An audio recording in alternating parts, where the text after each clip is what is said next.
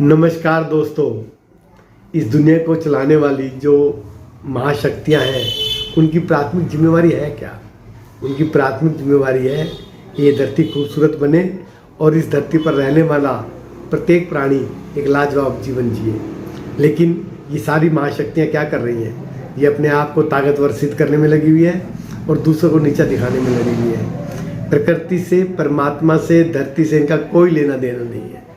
इसी प्रकार हमारे जो धार्मिक संगठन हैं उनकी जिम्मेवारी है कि सभी एक दूसरे के साथ मिलकर, एक दूसरे की भावनाओं को समझकर, एक दूसरे के दुखों को समझकर, बिना भेदभाव के समान रूप से इस प्रकृति को बचाए, इस धरती को बचाए और इसके रहने वाले प्राणियों को एक सुंदर जीवन दे।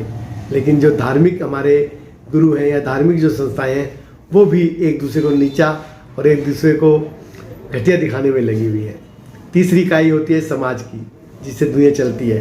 तो आज समाज भी सब अलग अलग क्षेत्रों में बंटकर, अलग अलग भाषाओं में बंटकर, अलग अलग लालचों में बंटकर एक दूसरे को नीचा दिखाने में लगे हुए हैं। उसके बाद आती है जिम्मेवारी परिवार की। तो आज परिवार भी टूटने के कगार पर है और अपनी अपनी महत्वाकांक्षाओं के लिए लड़ते हुए धराशायी हो रहे हैं। तो इसमें प्रकृति का संवर्धन, संरक्षण कहीं नज़र नहीं आता।